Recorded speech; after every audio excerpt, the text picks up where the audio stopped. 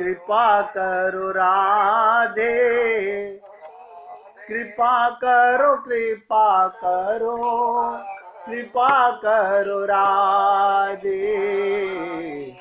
कृपा करो कृपा करो, कृपा करो राधे, कृपा का ही तन तोरा, कृपा करो राधे,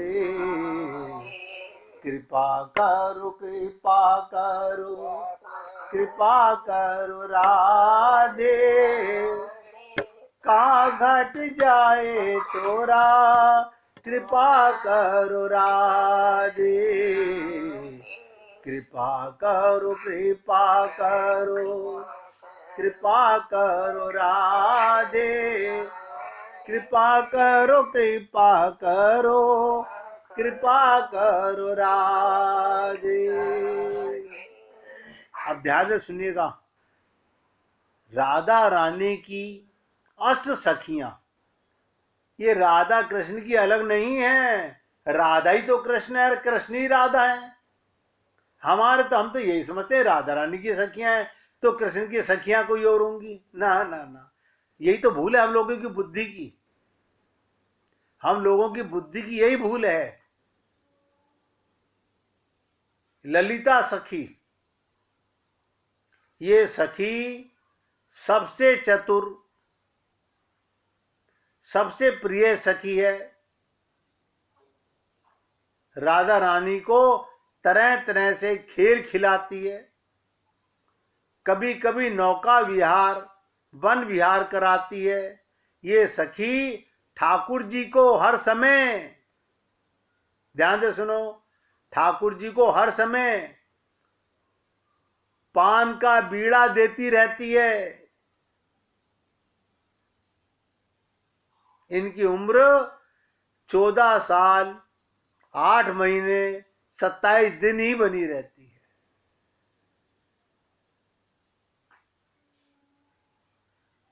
भगवान की सखियां हैं, आप भी आ सकते हो सखी भाव में, लेकिन आप तो अपना स्वार्थ चाहोगे, आप तो अपना स्वार्थ चाहोगे, आपको तो अपना अलग से, उनका ध्येय तो भगवान को ही अपना मानना है, भगवान को ही रिझाना है। लेकिन हमारे को तो हमारा परिवार भी है, हमारा संसार भी है, हमारा शरीर भी है। अरे ये सब कुछ भगवान ही तो है। आपका शरीर भगवान का भी तो यही शरीर है इस समय, जिस देह में आप हो उसी में भगवान है।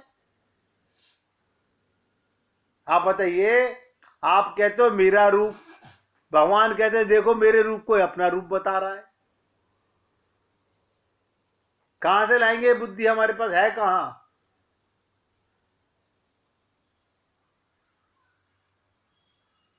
विशाखा सखी, विशाखा सखी ये गोरांगी रंग की है, गोरी रंग की है।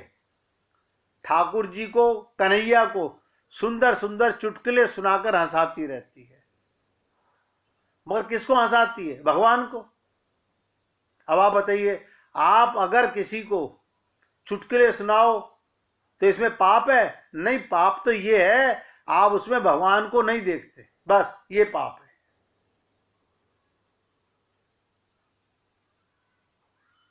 आप उसमें भगवान को नहीं देखते, पाप है।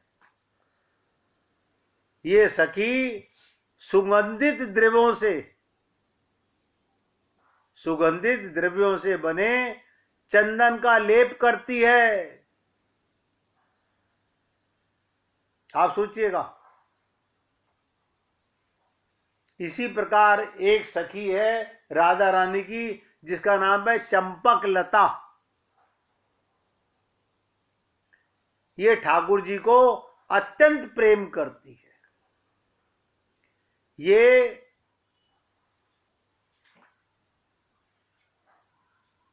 ठाकुर जी की रसोई सेवा करती है। इनकी 24 घंटे ये भाव रहता है, मैं अपने प्रभु के लिए क्या बना दूं, उन्हें क्या पवा दूं। तो ये अपने परिवार में नहीं कुछ करती। अरे इनका परिवार ही ठाकुर है, हमारी तुम्हारी बुद्धि वाली थोड़ी हैं सखियां। ये वो सखियां हैं जित देखूं तित श्याममयी है। एक सखी है जिसका नाम है चित्रा सखी। ये सखी राधा रानी की अति मन भावना सखी है। ये बरसाने में रहती है। जब ठाकुर जी 4 बजे सोकर उठते हैं तब ये सखी फल शरबत मेवा लेकर खड़ी रहती है। भाव है पूरा अपना।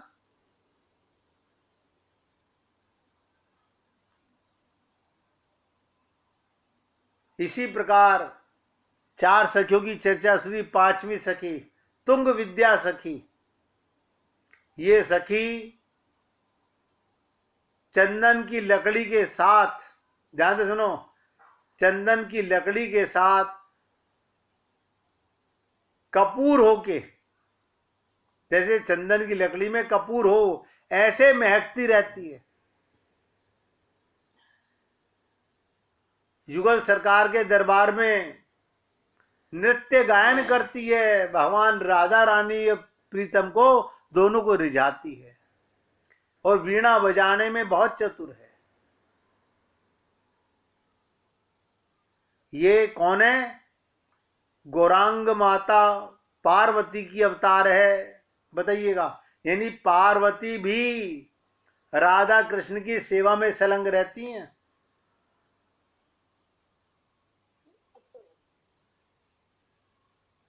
इसी प्रकार 6ठी सखी जिसका नाम है इंदुलेखा। ये अत्यंत सूझबूझ वाली हैं।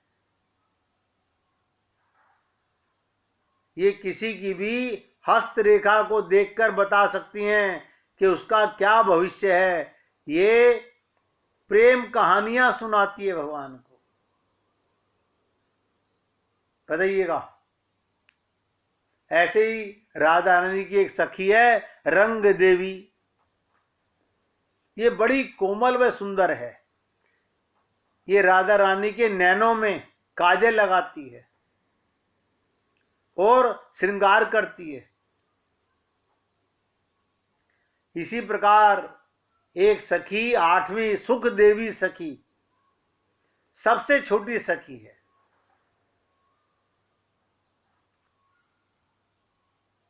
ये ठाकुर जी को पानी पिलाने की सेवा करती है। बस 24 घंटे राधा रानी अप्रीतम परमात्मा की सेवा में संलग्न रहती है। अब आप सोचिएगा, आप कौन सी सेवा करते हैं भगवान की?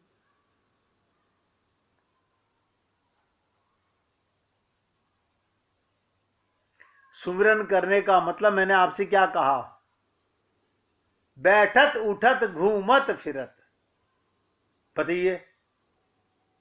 जैसे कबीर जी ने कहा, उठूं बैठूं तो परिक्रमा। वह कमाल है। कबीर जी आप उठ बैठ रहे हो तो इसमें भगवान की परिक्रमा कैसी है? उनका भाव है अपना। आप और हमारा भाव कहां है? कबीर ने तो कहा कि मैं राम की दुल्हनिया गांठ गठिया लिया। अब बार बार खोल के क्या देखना? क्या दुनिया को बताऊं मैं राम की दुल्हनिया हूं? मैंने मान लिया तो मान लिया।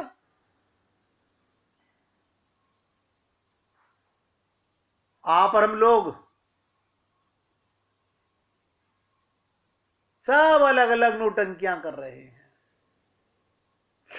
सोचो कैसे हमारे को सुमिरन। ये सुमिरन करने का मतलब माला जपना नहीं, राम राम करना नहीं, राम का हो जाना। यही तो कहा सीतारामाचार्य जी ने, बैठत उठत घूमत फिरत। भाई सारा दिन क्या करते हो? यही तो करते हो, यही नाद लगाए दे। क्या मतलब? नर देह जिसने दिया। अब आप बताइए, आप तो कहते हमारे माता पिताजी ने नर देह दिया है। हमारी बुद्धि देखो ना, हम क्या कहते हैं, हमारे को मनुष्य शरीर किसने दिया? मतलब हमारे माताजी पिताजी कुत्ते के शरीर से निकाल के हमें मनुष्य शरीर में ले आए। हमारी बुद्धि ये क्या करें? संत महात्मा बताते हैं तो विश्वास नहीं होता। नहीं नहीं, हमारी माताजी तो कहती मैंने 16 सोमवार किए थे, इतनी बार भगवान शंकर को प्रसाद का भोग लगाया था, तब जाके हमारे यहाँ ये लड़की और ये लड़का हुआ था। पता, माँ के बातों पर तो विश्वास है,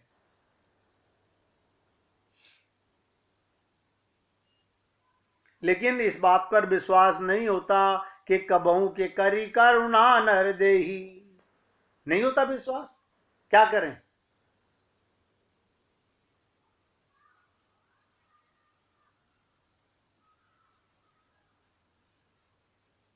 अब बताइए, जिसको 24 घंटे सुमिरन कैसे होगा? बैठत उठत घूमत फिरत। देखिए यहां पे मैक्सिमम भक्तों को याद होगा ये छंद कि बैठत उठत घूमत फिरत, बस यही नाद लगाए दे, नर देह जिसने दिया। अब हमें, मम्मी आपका नाम लेऊं कि पापा का नाम लेऊं? नहीं, मैं तो मम्मी को ज्यादा प्यार करती हूं, मैं पापा को ज्यादा प्यार करता हूं। गधे तो गधे ही रहेंगे और कहां से इंसान बनेंगे, कब आत्मा मानेंगे? सीताराम आचार्य जी कह रहे हैं, नर देह जिसने दिया। रामायण कह रही है, कबहू के करी न करुणा नर देही। देखिए कमाल है, लेकिन हम तो नहीं मानते। हमारी जाति हमारे पिताजी की जाति है, हमारा गोत्र हमारे पिताजी का है, हमारा गांव हमारे पिताजी का है। अब अज्ञानता के झूले में झूलते रहोगे सारा जीवन, तो भगवत प्राप्ति होगी किसको? बड़ा कठिन है भाई, कहत कठिन समझत कठिन। नहीं, आप जो कह रहे हो ठीक है। देखो लोग क्या कहते हैं संतों, नहीं आप जो कह रहे हो वो ठीक है, लेकिन पिताजी तो पिताजी होते हैं, हमारा पालन पोषण तो, अरे बाबा उनमें भगवान ही पिता बन के आया है।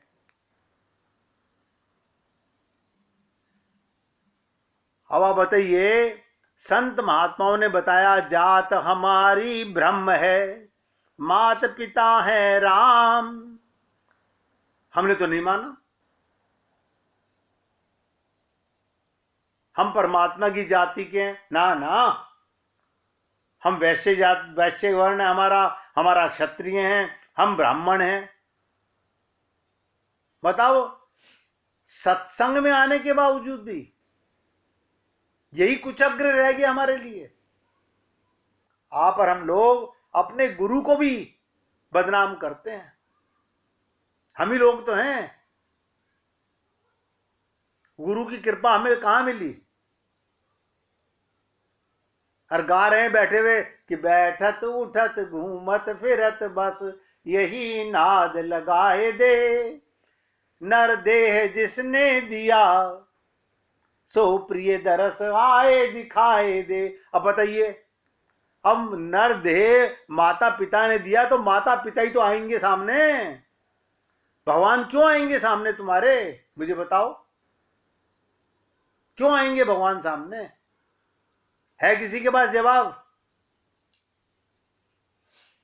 अगर आप अपने को माता पिता की संतान मानोगे तो उन्हीं का स्वरूप सामने आएगा।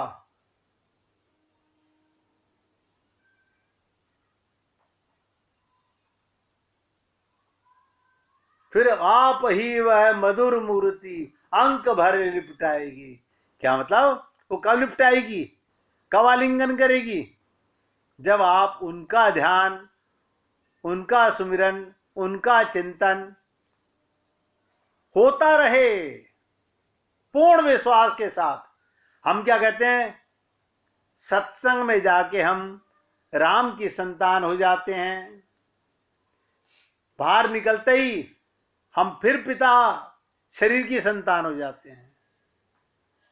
शरीर वाला हमारा पति हो जाता है। मतलब परमात्मा तो खाली सत्संग में होता है या मंदिर में होता है, बस। इसीलिए हम लोगों का आज तक कल्याण नहीं हो सका। हम दोगला व्यवहार करते हैं। मीरा ने नहीं किया, मीरा ने नहीं किया। क्यों? उसने विश्वास किया अपने गुरु की बात पर। उसने घर में जाके भी कहा, पति भी जिंदा है, सास भी जिंदा है। उसने कहा, मेरे तो गिरधर गोपाल दूसरो ना कोई। हम थोड़ी कह सकते हैं। हम तो जहां देखी तवा परात, वो सब हमारे अपने हैं।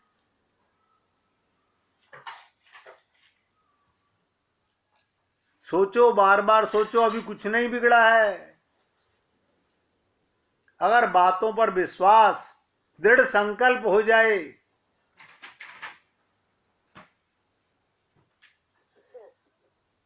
देखिए एक बार की बात, एक बहुत ही पुण्य व्यक्ति अपने परिवार सहित तीर्थ के लिए निकला। कई कोस दूर जाने के बाद पूरे परिवार को प्यास लगने लगी। जेठ का महीना था, आसपास में कहीं पानी नहीं दिखाई पड़ रहा था। उसके बच्चे प्यास से व्याकुल होने लगे। समझ नहीं आ रहा था कि वो क्या करे। अपने साथ लेकर, गुड्डी फोन आ रहा है, अपने साथ लेकर चला गया। पानी भी समाप्त हो चुका था। समझ रहे हैं? आदमी जब सफर में जाता है परिवार को साथ लेके, तो खाने पीने का सब सामान लेके जाता है। अब वो पानी भी समाप्त हो चुका था। एक समय ऐसा आया, उसे भगवान से प्रार्थना करनी पड़ी। क्या पता माल पत्ता खत्म हो गया। हाँ, अब नदी तो ले जा नहीं सकते, बरसात को बुला नहीं सकते।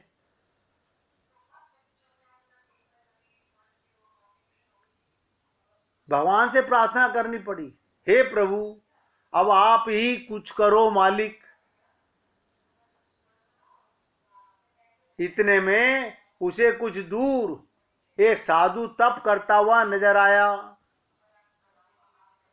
उस व्यक्ति ने उस साधु से जाकर अपनी समस्या बताई। साधु बोले, यहां से एक कोस दूर उत्तर की दिशा में एक छोटी सी दरिया बहती है, जाओ, जाकर वहां से पानी की प्यास बुझा लो।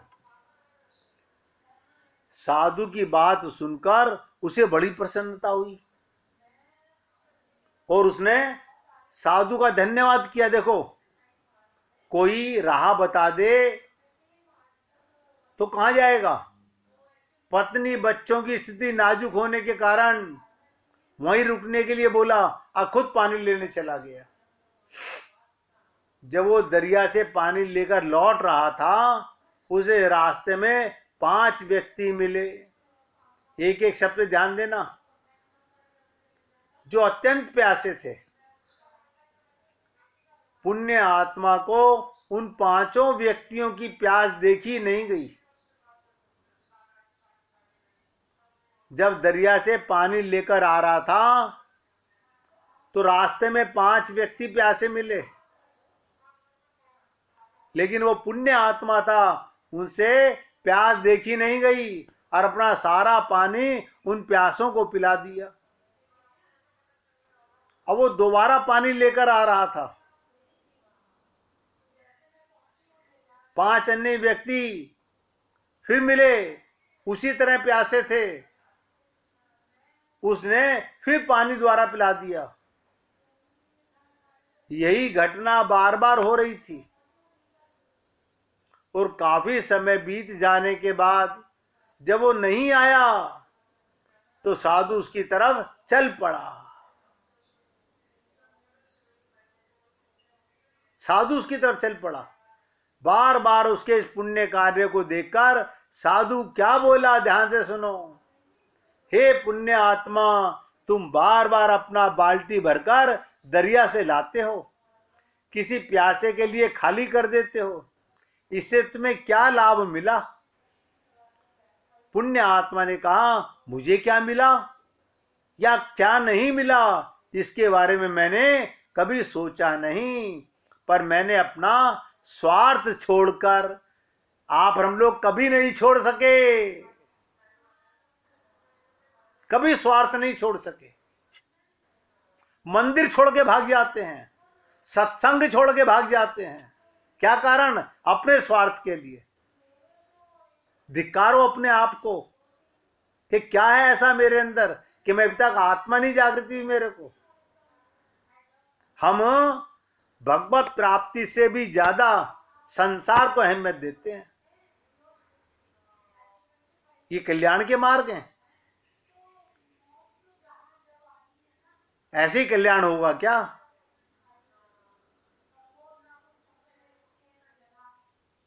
तो साधु बोला, ऐसे धर्म निभाने से क्या फायदा जब तुम अपना कर्तव्य नहीं निभा पाए। बिना जल के तुम्हारे बच्चे और परिवार जीवित ना बचे। तुम अपना धर्म ऐसे भी निभा सकते थे जैसे मैंने निभाया। पुण्य आत्मा ने पूछा, महाराज आपने कैसे निभाया? साधु बोला, मैंने तुम्हें दरिया से पानी लाकर देने के बजाय दरिया का रास्ता ही बता दिया। तुम्हें भी उन सब प्यासों को दरिया का रास्ता बता देना चाहिए था, ताकि तुम्हारी भी प्यास मिट जाए और उन सब प्यासों की भी प्यास मिट जाए। फिर किसी को अपनी बाल्टी खाली करने की जरूरत ही नहीं पड़ती। आप बताइए, संत महात्मा भगवान का प्रेम सिखाते हैं, करना हमें पड़ता है। आप और हम लोग क्या कहते हैं, बस गुरुजी आप कर दीजिए। बताओ, कोई भी गुरु संत महात्मा तुम्हें मार्ग बता सकता है, तुम्हारे हृदय में रास्ता चाह पैदा कर सकता है, तुम्हें तुम्हारे से परिचय करा सकता है कि तुम कौन हो। कितनी कितनी बार सुनते हैं कि झूठा है संसार, धोखा खाएगा, कर ले हरि से प्यार, वरना पछताएगा। वो पुण्य आत्मा सब समझ आ गया। केवल स्वयं पुण्य कमाने में ना लगकर अपने कर्तव्य का निवाह करते हुए दूसरों को भी पुण्य की राह दिखाओ, जो कि संत महात्मा हम पर यही राह दिखाते हैं, बताते हैं मार्ग। चलना हमें पड़ेगा, करना हमें पड़ेगा। क्या बताओ? ध्यान से सुनिएगा, आखिरी लाइन बोल रहा हूं आज के सत्संग की। किसी का भी भला करने का सबसे सही तरीका यही है कि उसे परमात्मा और सच्चाई की राह दिखा दे। वो चले या ना चले, ये उसकी जिम्मेदारी है, आपकी जिम्मेदारी नहीं है, ये उसकी जिम्मेदारी है। इसलिए निवेदन करना मेरा कार्य है, मानना ना मानना आपका कार्य है। मानेंगे, कल्याण सुनिश्चित होगा। कोई नहीं रोक सकता आपके कल्याण को।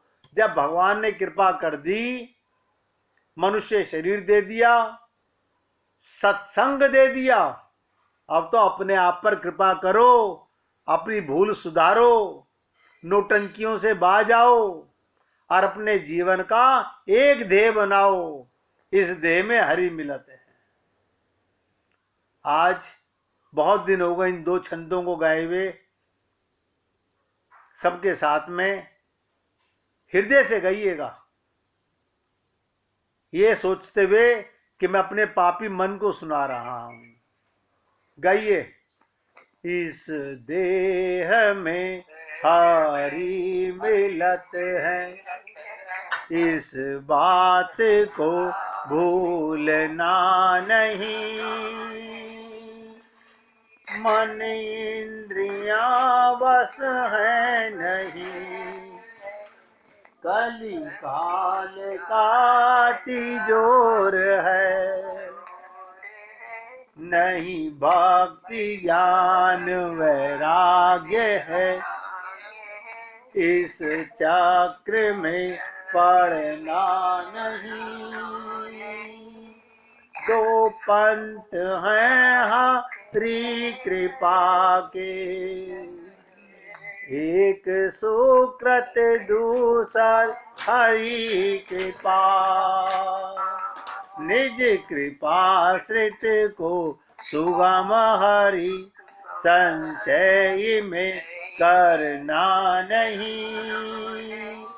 तो करना क्या है, ध्यान से सुनो, करना क्या है? बैठत उठत घूमत फिरत, बस यही नाद लगाए दे। नर देह जिसने दिया सो प्रिय दरस आए दिखाए दे। यों ही करत कछु दिवस में बेचैनता बढ़ जाएगी, तप आप ही वह मधुर मूर्ति अंक भर लिपटाएगी। बोलिए वृंदावन बिहारी लाल की जय। जय जय श्री राधे, जय जय श्री राधे। बोलिए लाल जी का मंगल हो, सभी भक्तों का मंगल हो। सबको राधे राधे भैया, सबको राधे राधे।